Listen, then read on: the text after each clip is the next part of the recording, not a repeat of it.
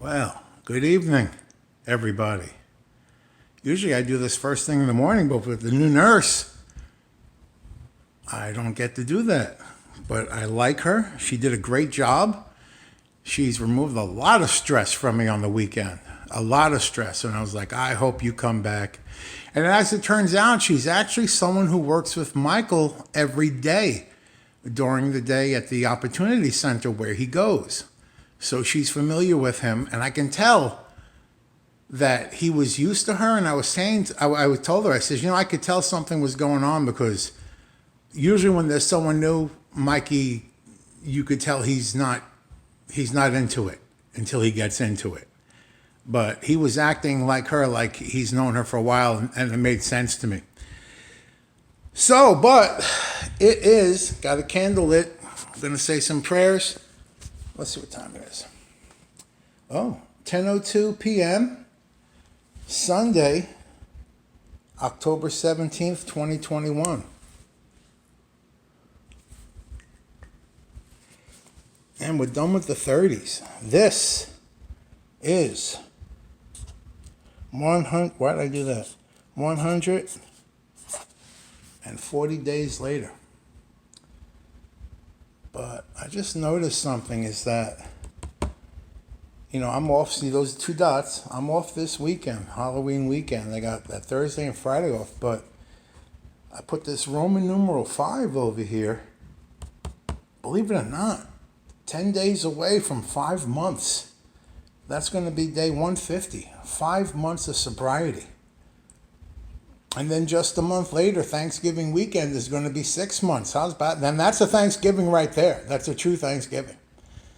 So I'm actually seeing if I want to have, I think I may have one more vacation day or personal holiday to take. And I'm going to take it on this day and really enjoy that weekend. I think I fucking deserve it. I don't want to pat myself on the back, but I really think I fucking deserve it at this point. But anyway, I hope everyone's had a beautiful Sunday. It was a great Sunday for me. I still got a couple more hours. I go to 1 a.m. Still got about 3 more hours, so I have to record this. I have to do 140 days later, my sobriety vlog. And I didn't change any guitar strings at all today, but I got shopping. I did my grocery shopping. I got a table, because doing it on this table is hard, but I got a folding table, adjustable height. So sometimes I do things to prepare for things.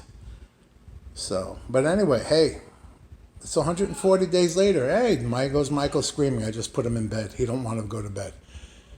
And now let's start our show. My name is Joe, and I'm an alcoholic, and I'm an addict, and I'm tired. It's Sunday night. It was a good Sunday. It was a good weekend. It wasn't the greatest or the best weekend, but it was good enough. We made it back to Coney, and we enjoyed the beach for a little bit. But tomorrow morning, we're going to wake up and find ourselves in the Bronx. And we got to fight our way back to Coney all over again. But you know what? I don't care. Because that's what we do, and that's what we do best. And we're going to offer it all up to God. Well, today is Sunday, October 17th. And this is 140 days later, a sobriety vlog. It's really just a video journal. I may not even mention stuff about sobriety at all. It's just my own personal video journal of my journey in sobriety. And as of today, I'm sober for 140 days. It's hard to believe in another 10 days, it'll be 5 months of sobriety. That hasn't happened in years.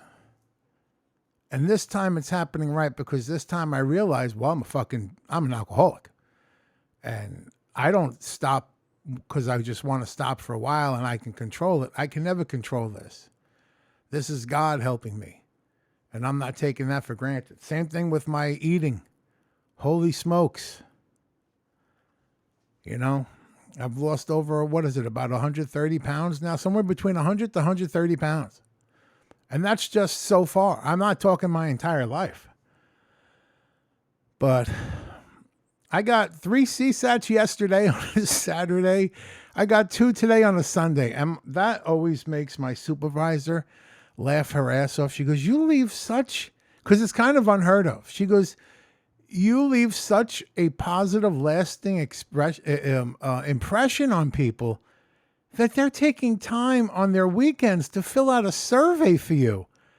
She goes, I never seen that before. And I'm like, well, they love me. I'm taking care of them. They're taking care of me. You know, we're all getting back to Coney. When they call up, they've got their own Coney Island. That's their problem. And I help them get to Coney. So how are my Warriors doing on this beautiful Sunday? My stupid ass may be ordering a guitar in the next 30 minutes, but oh, the temptation is there. The temptation is there. So let me read these CSATs. So I got 5, but only 4 people said something. So let's start with the first one. Terrific customer service. Thank you. Thank you. And you were a terrific customer. Efficient and good listening. I thought that was going to say good looking. I mean, they can't see me through the phone, but I guess, you know, if that spidey sense has got something tingling, that spidey sense has got something tingling. My last phone agent was very helpful and communicative. That means I wouldn't shut up and I was making them laugh. He called me back when the call was interrupted and resolved my issue effectively without problems. Absolutely. Absolutely. Let me have a good contact phone number in case we're disconnected. I'll call you right back. You go out of your way. And that's why I got a survey. That's why I got a top 10 right there. And the last one, they name names. It's always good when they name names. Joseph was incredibly helpful in answering all of my questions about my order, which was a combination of online subscriptions, paper forms, and online administrations. He also walked me through the process of getting a quote and how to order with a ... That means they kept going on that when you see it cut off with a ... like my supervisor said, she has to go into the old system to pull that up to see the whole thing because it only shows me a snippet and she only gets to see that herself. But I'm pretty sure that person was going to say how to send in a purchase order because our website kind of hides the link, which became a joke with me that I worked into my routine. I said, listen, let me send you the super secret link to send us a purchase order because it's hidden on it's like a treasure hunt on our website if you try to find it on your own. I said, no, and they go, why? I says, well, I don't know. Obviously, the website was not designed by an Italian because I'm an Italian from New York, and we're not going to make it hard to take your money. You're not going to jump through hoops. So, and that always gets a laugh. And if I get that laugh, I get that boom, perfect 10 CSAT. So I still haven't watched the rest. Maybe I'll watch it later tonight. The last 24 minutes of Halloween Kills. Why should I punish myself? It was so incredibly stupid. It was horrible. It was killing me. And at one point, I just picked up my tablet and just was looking for stuff to fucking fuck around with. And then when there was 30 minutes left, I was like, oh, how much longer left? Oh, fucking 30 minutes. And then it felt like an hour later, and I checked again how much longer. Oh, 24 minutes. And I finally said, oh, fuck it. I'm going to bed. I don't fucking care. I'm going to bed. I'd rather sleep. What am I doing? And I haven't, and that was Friday night. I haven't put it in to watch the last 24 minutes. Because honestly, I may actually never watch the last 24 minutes just to make a statement on how fucking stupid bad that movie was. Insultingly bad. It shouldn't. How does a bad movie get made? You can't come up with a good idea? At least have good kills. There wasn't. It was. I'm done. I'm done talking about that. Look, let's take a break. We'll be right back. And I'm going to tell you a beautiful yet spooky Halloween's like 2 weeks away. I'm going to tell you a beautiful Halloween themed story. It's a true story. And I got a photograph I was going to show at the end. So we'll be right back. My shipped order from Target just arrived. This is the container I put outside. Oh my God, this is heavy as I am.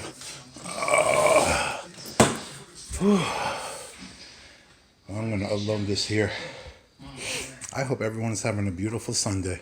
What do you think? And we're back. So, as I've said before, I worked for a church. I worked for a Catholic church for about 10 years. I actually started out there as a volunteer. Then I was working on the weekends cleaning bathrooms after Mass for like $100 a week. That was my only income, too.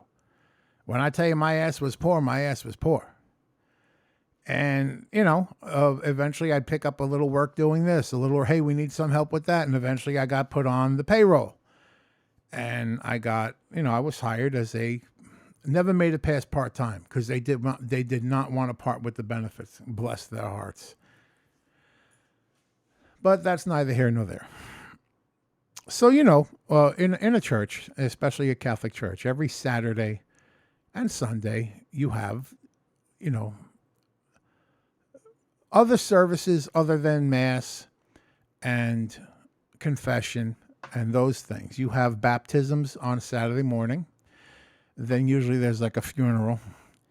Then they have weddings. There's usually a wedding at 3:00, and then we got to get them out and cleaned up by 5 p.m. Mass on Saturday. So it's Friday afternoon. I come in the office, and in the office is a big table, and there's this big, big white box on the table. I think I don't remember if it was one or two of them. And I open it up, and it's just filled with the most beautiful white roses you've ever seen. I mean, perfect. I've never seen, and I'm like, wow, well, there must be a wedding tomorrow. And I'm like, I don't remember a wedding being on the schedule. Okay. So the deacon's wife finally comes in. And I said, there's flowers just sitting there for the wedding tomorrow. She goes, we don't have a wedding tomorrow. I says, you sure? I says, the most beautiful white roses there in a huge box. She goes, what? They must have gotten delivered here by mistake, and that must be for another church. Oh my goodness, we got to. She goes into panic mode. Easy. And of course, we double checked. There's no wedding scheduled. We were off that weekend. There was no wedding, anything. So she calls every church around us to see if there's a wedding that's missing flowers. Nobody. She calls and this started on Friday.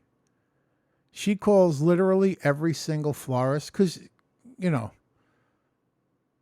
I don't realize how expensive those flowers are. She goes, that's like almost $2,000 and, at least $1,000 or it could be $2,000 in flowers. And which is true because on the weddings, they come in, set up flowers. They take those flowers out with them back to the reception and all that shit. So those things are expensive, ridiculously expensive. And these were picture perfect, beautiful. So she calls every florist in the state to see if, who left them. They had to come from a florist. There was nothing in the box. The box was just plain white. No label. There's no packing slip, nothing. So I'm like, look, let me put them out. They're going to die. These are too beautiful. Let me go put them. I want to put them by the statue of Mary in the chapel. We got this beautiful statue of the Blessed Virgin Mary in the chapel. And it's the Mary with all the children. She's got like every like nation is represented. And it's a beautiful statue. And she's like, we can't put them out. They belong to somebody. Finally, she exhausts all of her resources. And she goes, not one florist has delivered these, and I've called them all. I says, well, she goes, and she looks at me, she goes, all right, go ahead, go put them out. It would be a sin to let them die and go to waste. They're too beautiful. So I go to work. I take the box into the chapel, and I put a beautiful arrangement around the statue of the Blessed Virgin Mary. It's like my gift to Mary. I said, Miriam, I got a beautiful present for you. I'm going to set up all these flowers just for you.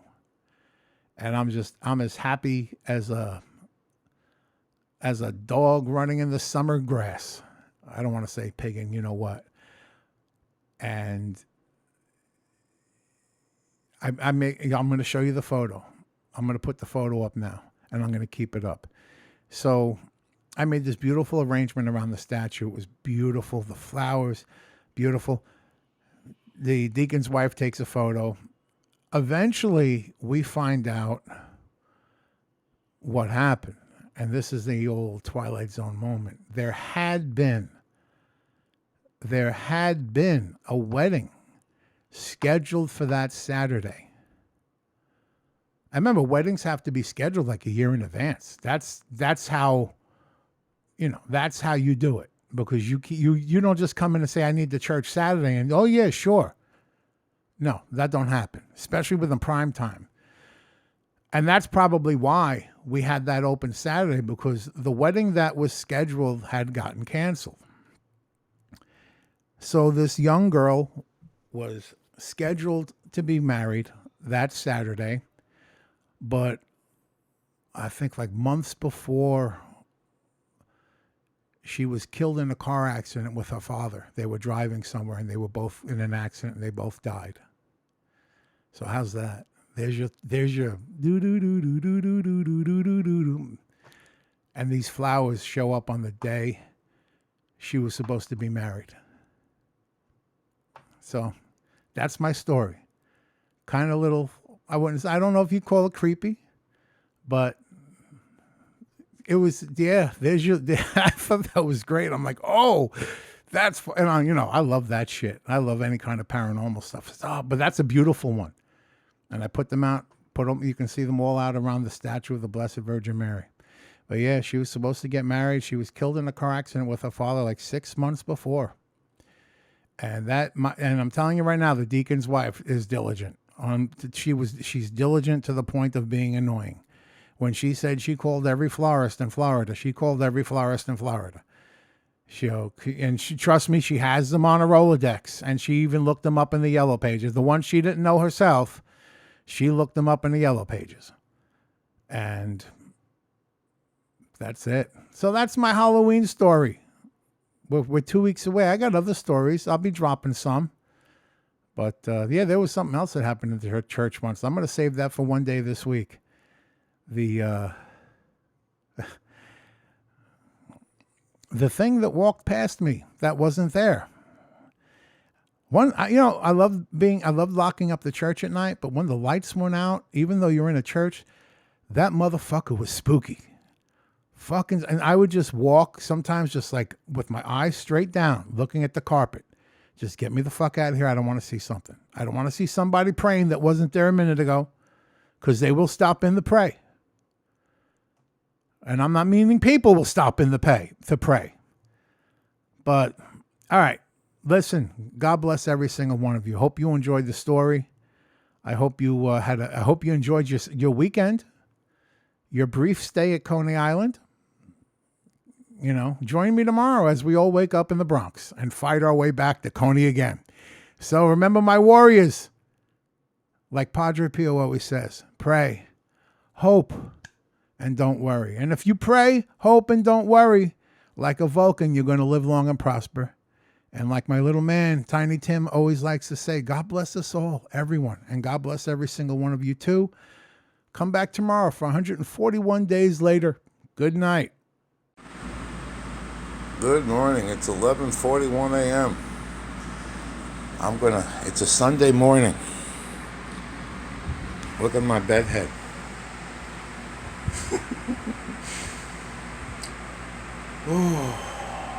If you can't sleep in on a Sunday, when can you sleep in?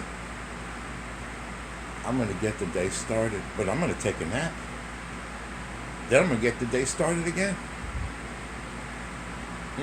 Look at that.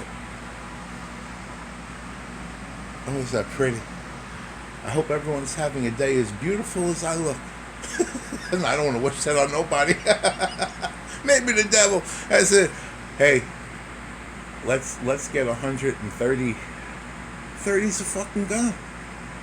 140 days today.